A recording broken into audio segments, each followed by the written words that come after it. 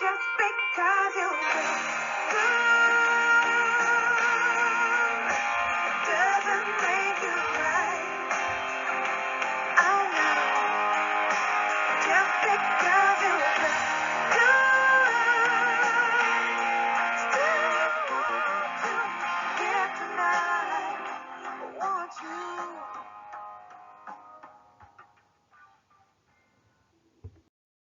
Hi Year 11, it's another homework video, and this is slightly different. We're not just doing a certain scene, we're going to look at a couple of extracts that we haven't annotated in lessons, but also ones that will help us answer a question. The relationship between Romeo and Juliet is wild and dangerous. To what extent do you agree? So that's going to be our focus here. You don't have to agree with it. You could actually say, no, it's a great relationship. It's other people that make it dangerous. So this is one of those lovely literature questions where you get to express an opinion, but we're going to need quotation. So that's really our purpose today. We're going to go through a few key extracts to help us explore this relationship. It can be useful to colour code your annotations for the 3 different AOs, all of which you're marked on. For all work, in particular your final exams will be marked based on these 3 AOs, so you could just make a quick note of that. So our first extract, we skipped over this, we didn't do a lesson on it, but it's quite a brief scene that you'll find that begins on page 56. It's the end of Act 2, and after very quickly making some arrangements and making sure that they weren't caught, Romeo and Juliet have found a way to be married. They've got Friar Lawrence to help them, even though he's a bit worried. And Juliet in particular is taking great risks, actually lying to her parents, also that she can marry somebody for love rather than the person that her father chose. That's what we're going to read through now. So this all takes place there just outside where Friar Lawrence lives in his cell.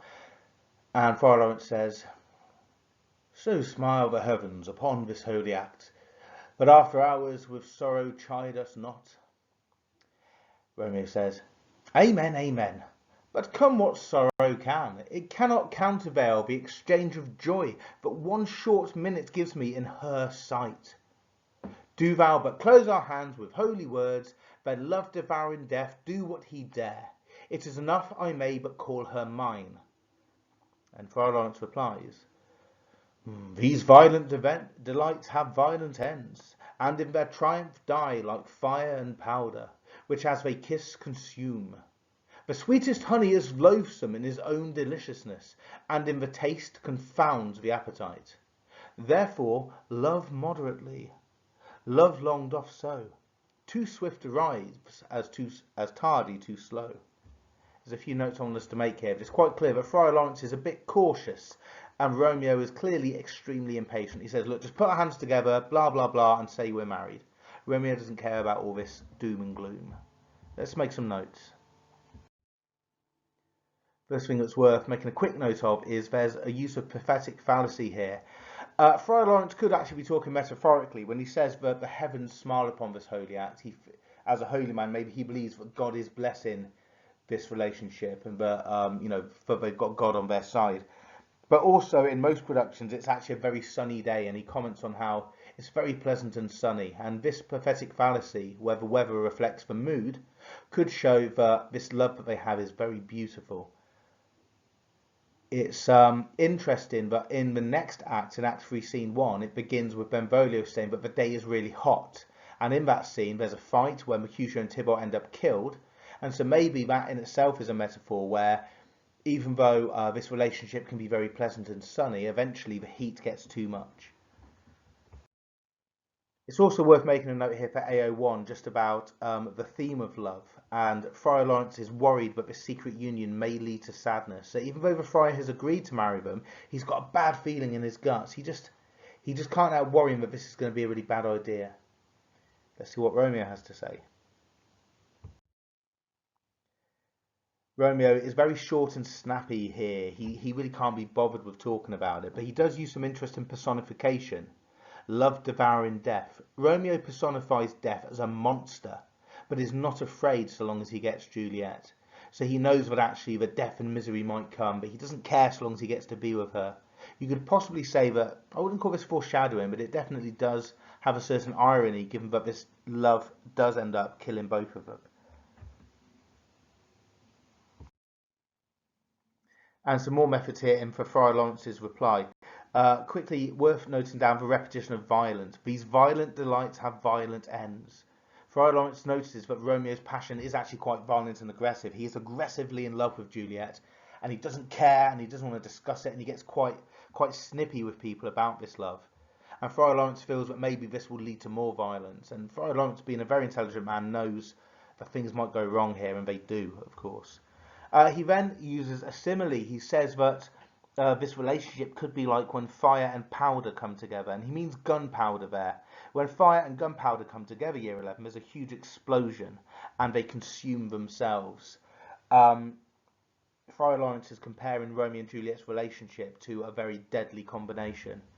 I was talking with some of you the other day about this and about how Friar Lawrence is a bit of a hypocrite. He keeps saying all this is a bad idea, but he still lets it happen. And with his influence, he could have stopped it from happening. So he's an interesting character. Juliet then arrives, and they didn't even hear her walking in. So Friar Lawrence says, "Here comes the lady. Oh, so light of foot will ne'er wear out the everlasting flint. A lover may bestride the gossamer that idles in the wanton summer air, and yet not fall.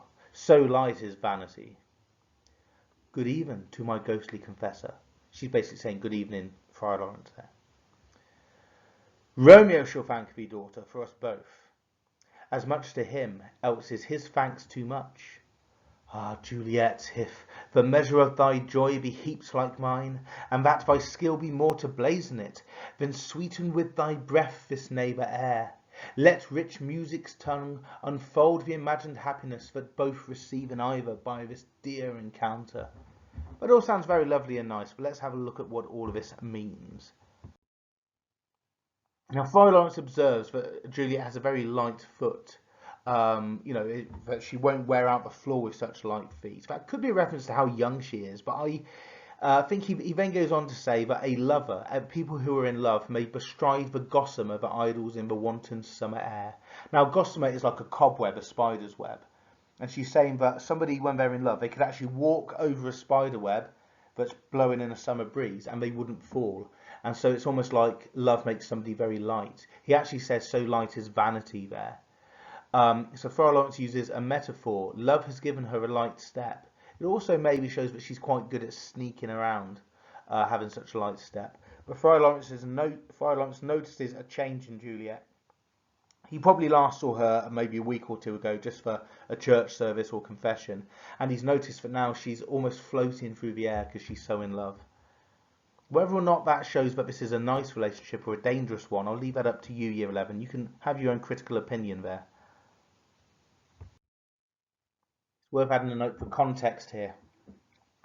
What Juliet is doing here, and you don't have to annotate a specific line, just add this to the page. Juliet is going against the norms and customs of society by marrying for love without her parents' consent.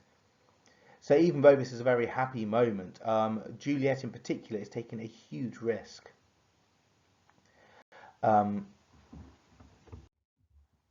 Just moving on with the scene, Ben, there's a bit of politeness there. But then Romeo says to Juliet, "If the measure of thy joy be heaped like mine, and that thy skill be more to blazon it, then sweeten with thy breath this neighbour air." Romeo's saying that he can't articulate how happy he is about this marriage and about how much he loves her. He can't put it into words. Now, for Romeo, having gotten to know the character, Year 11, that's quite a change. The fact that he doesn't know what to say. He normally has a great big page worth of poetry to say when he's feeling emotions, but he's so overjoyed, but he can't put it into words. And he says, "If you have more skill than me, please say something, because I'm just speechless with happiness." It's very sweet, but again, we could look at it the other way and say that actually this guy is blinded by love. He can't see what he's actually doing. The fact that he can't articulate it maybe shows that this isn't true love, but this is actually just passion and impatience. Juliet then replies and says, "Conceit, more rich in matter than in words, brags of his substance, not of ornament. They are but beggars that can count their worth. But my true love is grown to such excess, I cannot sum up some of half my wealth." So Juliet is replying, but she also can't put it into words. There's no amount that she could put to the amount of love that she feels. Friar Lawrence then ends the scene by saying, "Come, come with me, and we will make short work. For by your leaves you shall not stay alone, till Holy Church incorporate two in one." So Friar Lawrence wants to hove them along there. This is what's going on here, Year 11. Juliet uses a metaphor. She also can't express how much in love she is. She compares her love and happiness to wealth. And Friar Lawrence ends the scene, rushing things along here. He says, "Let's make short work." The friar recognises that Romeo and Juliet's love is very passionate. He looks at the two of them staring at each other, and he knows that, I'll be honest with you, 11, he knows that they just want to rip each other's clothes off and they just want to be together. So a friar has to be the adult here and say, "Look, come on, I need to get you two married. We can't let you have sex before marriage." So it's worth making a final note for context, which is worth just remembering for this scene, that sex before marriage was considered to be a terrible sin. And Friar Lawrence recognises that these two young, passionate lovers will probably risk taking a sin if he doesn't get them married so that it's all legal and legit. So that was the first extract. I don't want this video to be too long because then YouTube doesn't let me upload it. If you're watching this on YouTube, then you know it was okay. But this is another brief moment. We skipped this in my lesson, and it's from Act 3, Scene 5. And it's going to be just... at this point, Romeo was being banished and he should have already left Verona, but the friar and the nurse could see how upset he and Juliet both were, and so they agreed to take one more risk and help Romeo sneak into Juliet's bedroom so that they could spend their wedding night together. And now it's time for Romeo to go. "Wilt thou be gone? It is not yet near day. It was the nightingale and not the lark that pierced the fearful hollow of thine ear." And you have to imagine that we can hear bird song from outside the bedroom there. "Nightly she sings on yon pomegranate tree. Believe me, love, it was the nightingale." It was the lark, the herald of the morn, no nightingale. "Look, love, what envious streaks do lace the severing clouds in yonder east. Night's candles are burnt out, and jocund day stands tiptoe on the misty mountain tops. I must be gone and live, or stay and die. Yon light is not daylight, I know it, it is some meteor that the sun exhales, to be to thee this night a torch-bearer, and light thee on thy way to Mantua. Therefore stay yet, thou needst not to be gone. Let me be taken, let me be put to death. I am content, so thou wilt have it so." So it's a short exchange here, and we're not going to make notes on the rest of this little moment, to be honest. We're going to skip about a page and then go back to one more bit, but let's make some notes here. So Juliet is so desperate to believe that it's not yet morning, but she says that bird singing is not the lark. Now the lark is the bird that you would hear as the sun rises. Larks tend to start singing when the sun comes up, but nightingales sing at night time. So Juliet said, "No, that wasn't a lark, it was a nightingale. It's a nightingale, I hear it every night. You don't have to leave yet. Night isn't over." Now Romeo says, "Yes, but look at the sun that's coming through the clouds. Look at the sun rising in the east. Night is over, it is daytime." Now it's worth using AO2 here, Year 11, because we've been trying to keep track of every time Shakespeare used the motif of light and dark. Quite often darkness is associated with Romeo and light with Juliet, and we discovered last week that sometimes when light and dark come together it fits well. Light in the darkness can be very beautiful, like the stars in the sky, and that's symbolic of Romeo and Juliet's relationship. However, at this point in the story, night is over, so there could be deeper symbolism here. They have to separate and go their own ways. Night is over, and Juliet's time with Romeo must be over. Now let's just look right at the end here. Juliet still says, "No, no, trust me, it's definitely nighttime still. Maybe the sun burped up a meteor to light you on your way." And she's trying anything now, but I think she knows that Romeo has to leave. It's just that she's so happy with him, but she doesn't want to face it. Romeo says, "Okay, well, let me be put to death then. The guards will come in and kill me." Now, it might be that he's joking here, just to wind her up and just to sort of force the issue. But he has said many times at this point in the play that he'd rather be dead than be apart from Juliet. So, again, we could take that in more than one way. Maybe this is quite a dangerous thing. And we're going to look at another little extra. I just want you to skip over about a page here, because there's not much worth looking at for now. But I want us to get to the bit where Romeo is now ready to go. He's climbed back down, and Juliet, just like an earlier scene, is looking down at him from her balcony, and they're saying goodbye to each other. I'd like just one or two little notes here, please. So Romeo says, "Farewell. I will omit no opportunity that may convey my greetings, love, to thee." And he basically means that he will write to her as much as possible. "Think'st thou we shall ever meet again? I doubt it not.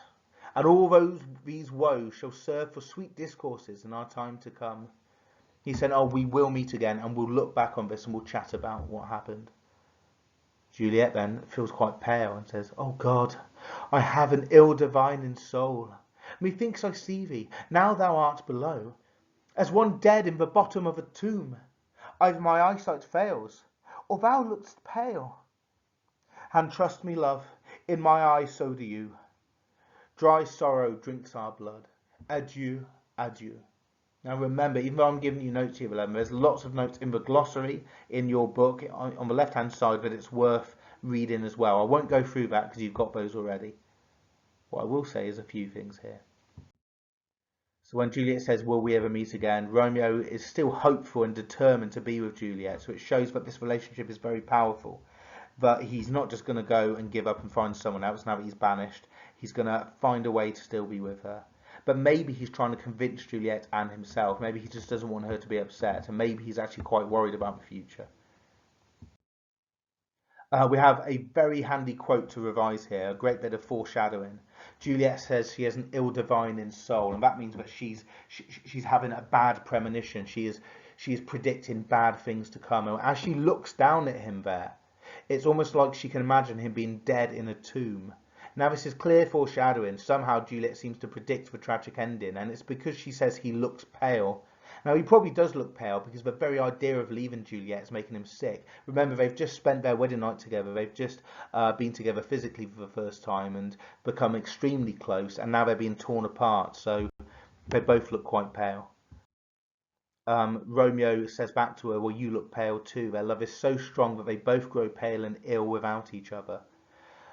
I would like you to answer my speed paragraph question for this homework here, 11, and I think we've got evidence on both sides, so it's up to you. Is the fact that this relationship makes them physically sick when they can't be together, is that a bad thing? Or does it show that it's a beautiful relationship and that it's the fault of the Montagues and Capulets and their stupid fighting, but it's ruining the relationship? I'll be interested to know your views on that. I always get different answers to this. So just a reminder of your homework question then. And if you want, you can use A, B or C as your starter sentence to start your speed paragraph.